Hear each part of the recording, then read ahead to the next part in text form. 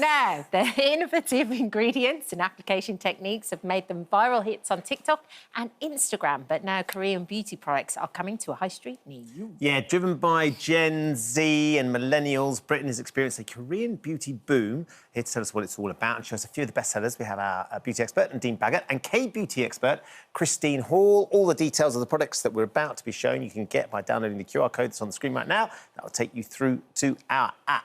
Good morning. We've had a few little touches along the way about Korean beauty, haven't we? Dr. Christine Hall said to me, how much do they know? And I said, well, Kat is a beauty aficionado. But every time I mention K-beauty, Ben says to me, what's so special about it? This is what's so special, right? OK, we're going to go through the viral products.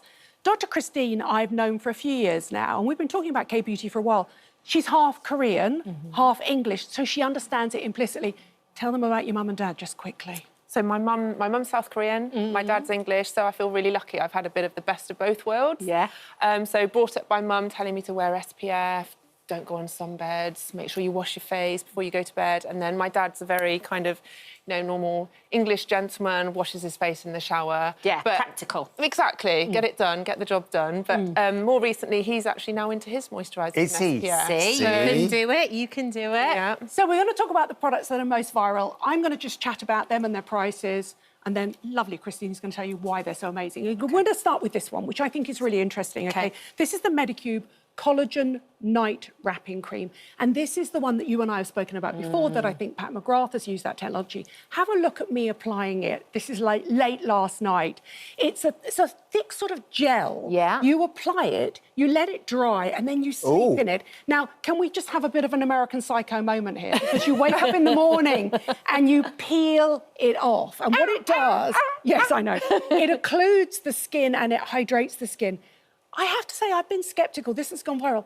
My skin felt amazing. Did it? How did it feel peeling off as well? Absolutely incredible. Strangely satisfying. Oh, hugely. A little bit like pulling very large bogies off your face. I'm sorry. Exactly. But it was good. But was it OK to sleep in? Because I did try the mask to sleep in, and I can't sleep in it. I can't keep it on. I can sleep in that. I couldn't sleep in this. Right. Now, we've got Christine here showing you the BioDance BioCollagen one.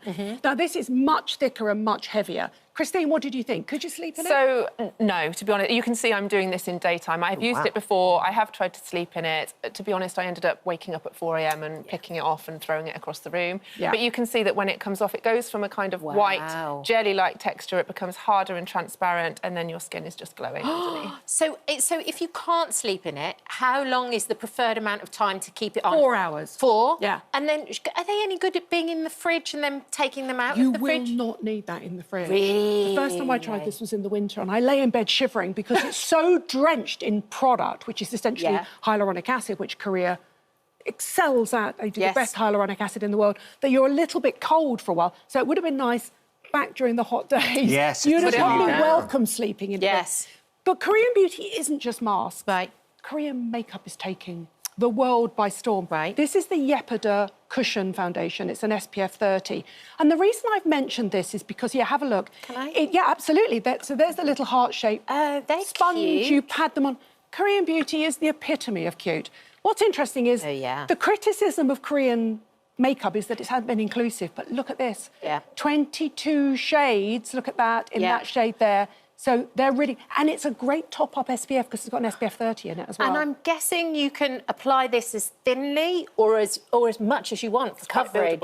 Yeah, Korean makeup is more about letting the skin shine through. Nice. Koreans are so proud of their complexions. They don't want to hide them with makeup. On to the next two. Lovely. This is House by Her. And this is the Ampule blusher. And essentially, it's a little bit of a sort of Korean dupe for...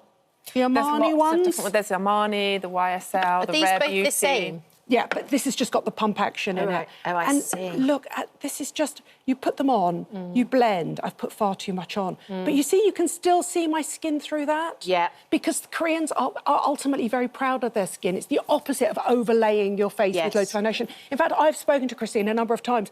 We create shopping videos together. 3 years ago, we had to go the other side of Chinatown and track down a single shop. Now, in Boots, a Korean product is sold every 15 seconds. Yeah. And it doesn't have to be 10 steps, right? No, so the whole 10-step Korean plan, when I mentioned it to my mum, she didn't know what I was talking about. No. None of my relatives know what I'm talking about.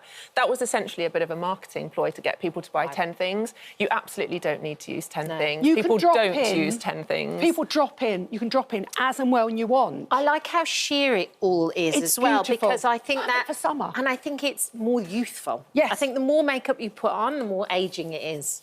So this is Purito. This is an absolute cult brand, just proving that absolutely, basically Korean skincare is all about hydration, hydration, hydration, hydration. This is a cult product for a really good reason. It's absolutely lovely. What does it do? So it's very calming. It's packed with centella. So the other names for centella Asiatica is Cica. So Cica, you'll find it in Western brands like Cicaplast, all these Cicapair. You don't realise it's there, but it's just a really calming, soothing brand, and it's native to Korea. And Christine, how do you do this? So you put this on, so you cleanse your face, put this on, and then do you put a moisturiser on top? You can do, yeah. So you cleanse, tone if you want to tone, that, and then your moisturiser. But also for somebody like Ben, for example, first thing in the morning, you know, at the weekend, you just put it on straight after shaving. Ooh, it's all about... Korean skincare is all about essentially repairing your barrier function, hydration, but in the most lightweight formulas. Yeah. Look at these cute little ones.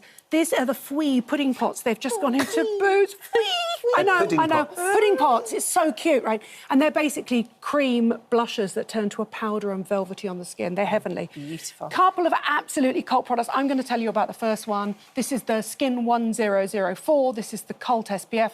Explain 1004 quickly. So the name, so in Korea, 1004, 1,000 is Chun, 4 is Sa, and Chun Sa also means angel, so it means skin angels.